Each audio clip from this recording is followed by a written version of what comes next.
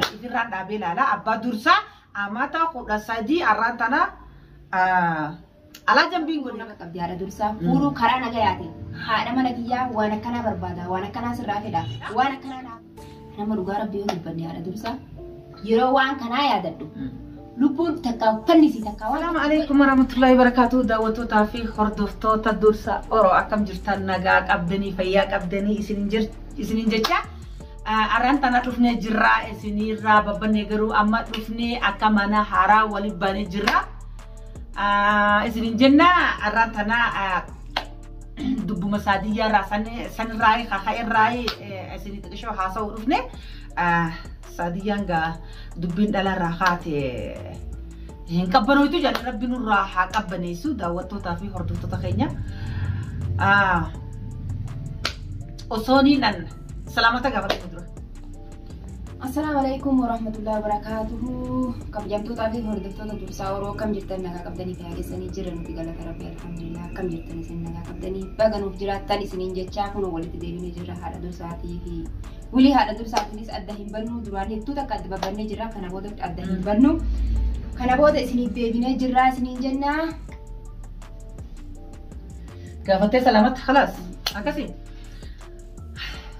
تكسيتي daawwattootaa fi hordoftoota keenya gaa nama rakkate buma dhaabbatanii hin rakkanne alhamdulillahi fayya qabdii ijoolleen naga qabdii warri isaanis naga qabaa isinis naga qabdii nutis naga qabnaa garuu dubbiin karaa jaarsaatiin nama dhufte tuni garuu rakkina guddaa nu fakkaatti nuti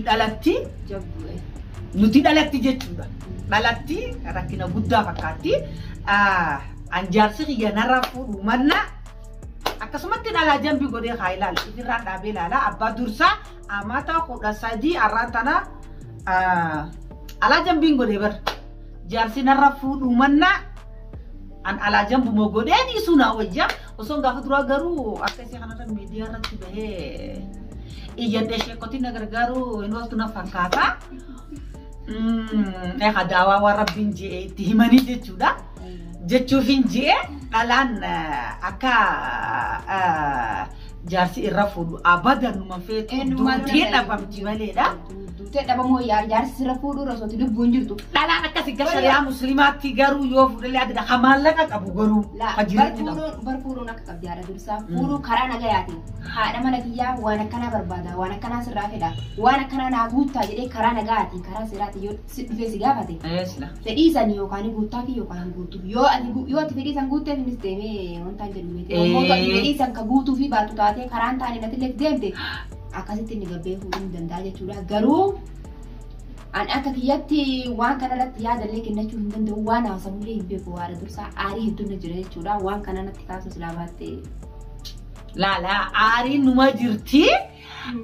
numa jirti anuu amata hanganaan boyoo amiin abbaa dursaatiif jecha sirratti fuudhalee naan hin jenne daawwattoota furdota kan jenne na dhoysee amata meeqa na dhoysee garuu inni an akka nama maraatee wayiitiin godhadhee gaafa sana ni jira mire maal intaloo kiniina nama dubbat waan an jedha geesse kiniina wayii dhuydee inaan jee keessa kutee inni usuu dimnaan ka intaloo maali kiniina wayii dhuydee inaan jee kiniina dubbatee si dubbachiisee dhusne ka akkasitti isaan akkasitti jechuu kiyyaa an waa'ee namni jaarsi gisee jaartirra fuudhee tiyyaa yaadadha. Nama dhugaa rabbii yoo dubbanne haadha dursaa yeroo waan kanaa yaadadhu lubbuun takka fannisi takka waan takka of godhe fannisiini tiitichaa fi dhiirti dachii rabbii guutuudha. Kan inni eeggatas laayifii fannisa jeessanuu dhiifamaa sammuutii kana kumatii yaafin garuu homaa biti wanti hundinuu ni dabartii wanti hin dabarre hin jiru jechuudha. Atillee asumaanuu hedduuta kanaaf galatuumi wallaahi hedduuta kanaaf galatuumi haadha dursaati yaa rabbiin umrii si haadha irratti.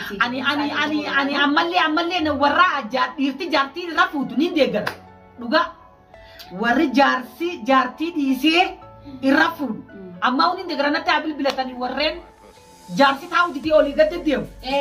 Ija hidhannee kuma adii daammataa basha godha qolomata keessa dhoofnetu wal afaan dho'ina karaa nachi shoroo jedhanii dhiyaatu jaarsa dhiirsa nama barbaadu asumaanuu if gorsaan isiniin jedhanii deebii asamuun teessan tana kumaaf gorsaa An iborsan isinin ja'a achirraa ka'ee ammoo ani gaa saadiyyaan haadha dursa na bira dhaabbadhu naan jetteetiin gaa namni qabrii hiriyaa harkee ka'eefillee harkee jette Oromooni intala tana namni bira dhaabbate hin jiru bar jaarsi gurbaan balloo jani sanillee beeku yoo walii wal baranne maleedha.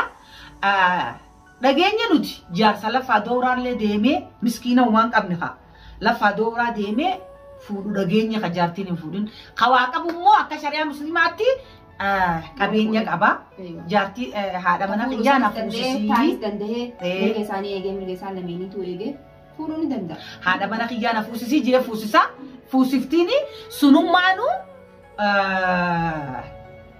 garaan hin dandeessu qabeenya qaba gaaqaalli namni suni jechuudha garaan hin dandeessu numa fuusifti. Jaartiitu jaan fuusiftee jaan gaafa aruuzni ol seenu nin ilcha jettee jettee jaan isinii haa galu daawwattootaa fi hordoftoota keenya. Eenyummaa dubarran bakka san danda'u jiru eenyummaa isinii galee miree amma gaa isin ni barbaannaa jenneeti akkasitti kakadheefi jechuudha ni barbaada intala san ni barbaada jeetuma kakadheefi agarree. Faana looyini agarree irra geenyee jirra. Illee irma ga'uu ta'e Roobbi jedhee. Kan inni fuudhatamu bakka sirruma geenya garuu ammoo mana bal'oo irra geenye isinii galee bire ani hin dhayini mana bal'ooti halaalaayin namatti qaceelche walloluu mala jaartii wajjine tamam walloluu sunis ittuma dhufna namni jaarsa namaa gaahidhaa geessi. Deebiin halaali naan jetteeti nama itti qaceelchee saadiyyaan gaa deemtee asirratti hiddee qabsiiste dubbiin dhalaarraa kaate hin dhaamtuun dhugaadha isin jeetin jira reefuun tana inni hidhamee jira gaa amma inni hidhamee jira garuu aadiidha an jaarsa jaartiin hiisee tabiroo barbaada deemu ammallee burullee hidhaan seena malee biraan dhaabbata. Warreen jaartii dhiisee jaartii jala deddeebu na yaammadha haaloo maqaa kan yuutuubarratti isin himattansa warreen sanaa keessa jirtan jechuudha warreen biyya biroo silaa waliin dhaqqabu warreen sanaa keessa jirtan yoo jaartii isin cinqa dhalaa san ija hidhannee tokko adala hin dhaabatu durii takka amma maqaan kaasu haa ilma kana keessa abbaan dursaa kiyyaa gaafsan suurri deemanii beekta. Irra fuudheedha. Isin immoo galchuu fuudhee numa hiikelleedha inni. Isin walirraan inni isin kunnaan fuudhee walirraan muranni gaa. Ilmoo galchuumaan gaa duudhaa jetteetiin se'a inni fuudhee amiin abbaa dursaa kunis fuudhe. Akka tasaa dalagaan irraa arra bahee borumtaa seente namummaan geessi. Ilaa gaafa sanitti wal dubbisaan jiru nuti irraa bakka kudha sadiiti. Dalagaa tan yoo nana irraa bahee borumtaa seenuu qabda ani isaa dalagaattu siin taane maaliif irraa baatee qabdi. Ani dubbi barbaad dalagaa saniitiif jechaan isiin jaarsarratti heerumtee bire ta jaarsarratti heerumte sun deem mana san jalaa dhaabannee eeggataa oolaraan jettee bire. Ani jumaan yaadde bar an aara dalagaa saniiti isi ammoo jaarsarra fuudhe. Dhadhaabbataa olleen ban isillee na caqe isaa gabba'uu diddeeti. Xaaqaan nu agarteen se'a amma haasawa kanaa yoo na haasaweenii agartee akka jibaniimu. Akka jibaniimu. Isiin ammoo ilmoo galchitee jaarsa keenyatti hin deebi'atteen sagaara ja'atu jechuuf deemtiin se'a taate hin beeku. Deemiti abalu bira nageessi bukeessiin dalai duraan jetti. Anillee dalagaati yakaniin arra namni wajjirnaa fi ati waliin nyaannee dhumni amata meeqa jechuudha. Dalagaa tana maaliif irraa baatee jee namni sin gaafatu fila? Si gaafatu qaba. Gaafachuu qabdi. Seenuun duratti osuma waliin nyaannee dhumnu bada uummata kana jira taate ijoollumaan na jira taate hin beeku. Intal dalagaa tana gaa. Namni yoo arabni yoo na shaqalaa dhabe beekaa anumattuu bilbilatu deebi'ee bilbilatuu mala. Nattillee bilbilatuu mala. Ati dalagaan ararraa bahee borumtaa sanii fira taa'in jaandeersila. Aara kiyya fitti gadhu seetumaanan. Isiin waan jaarsi irraa fuudhee fi nageessinaan jettee bire ani waan aara dalagaa kiyyaaf jecha isiin dalagaa tiyya seenteefi ati jala dhaabataa fi oolee beeka. Galgala ilaa isaa qola takkaatti teenye gabboo diddee kaanee gallee bara. Didda gabboo.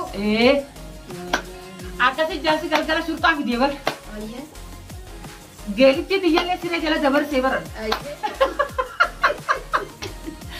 Geelee diyyaa siree jala dabarsee bara amma geeleen hin jirtu ammaan tana wallolleetu waliin dubbisnu isuma sanillee. Isuma sanillee walillee dubbisnu ijoollee biyyaatti sanuu bara. Ijoolluma biyyaatti biyya hoggaa jennu aanaa takka keessa. Ta akkasiitii jechuudha laal dubbiin masaanuutii fi dubbiin takka takka waliin dhuftii jechumaaf hin je'e. Daawwattootaa fi hordoftoota keenya ta akkasiitii dalayneetuma dalagaan nu dabruu diddefaa malee. Waan hurriyaa gara biraa qabnaa. Ni dalaynaa garuu kiraa manaatii fi masruufa keenya bira nu dabartu malee warri yamanii hunfaan namni ilmaan qabfaan maashaa Allah ni jiraanna sirri jiraanna hurriyaalee maashaa Allahadha. Himna Saadiyyaan gaafa nu akkanam jirti Saadiyyaan akkana jirti gaa'e jaartii fi Abubakar illee akkuma balloollee irra geenya kanatti jaarsaa fi egaa namni asumatti asumatti nuti laa wallaahi annaa galuu didee asuma jaartii dhiisanii asumatti dhalaa biroo jala deemuun kun annaa galuu didee laal cunqursaa gurguddoo takkaan jira immoo waan inni irraa fadhee daawwattoota hordoftoota keenya mana arabaa kana keessa ooluun nuti cunqursaa guddaa nu fiddee beekadhaa. Ega wai wa garare mana araba kan kaisa olla galgala bana dirti biya kanatti kharma fete demti bar ha dawama to ko fa dalay di kharma barbade demti nuti ga hori taayete namnu kuni isan kana jala dema wala ta akasiti dawato ta fi hordoto ta khenya nuti ga mana araba kaisa olla dirti wa dirti oltu be khani warreen jaartiina jaarsa namaa heerumta rajaan amma durallee isin himeetiin jira viidiyoon gadhiisa irratti ifirraa dhiisa warreen jaarsa namaa jala deemtan isin galee mire laal warri jaarsa namaa hin ta'in guutu warra jaarsa namaa hin ta'in turuu guutu jaarsa namaa kanantu timee aanu fakkaatti hin beekwani amma akkasii daawwattootaa fi hordoftoota keenya angaayoo balloon achi gabbeetiin haadha dursaa nama natti erge je'eetiin na qabsiisu taate Saadiyyaatu itti gaafatama mucaa kiyya hadaraan siin ja'a. Ammallee Abubakarii fi intalasan barbaadan jirti annumaan barbaade wajjini ta akkasii daawwattootaa fi hordoftoota keenya ansi biraan jira Saadiyyaatu jira. Galatoominaaf galatoominaa adda Saadiyyaa wallaahi waan jedhee si hin qabu jechuudha. Warreen jaarsa namaa heerumta yaa waylakum. Abne babu zaman ini bitan ala abu syukuti halo marah batanya itu kan wallahi sini konten ini senja. Tak kasih dakwah tapi hordoto tak kayaknya. Assalamualaikum warahmatullahi wabarakatuh. Sini jenna.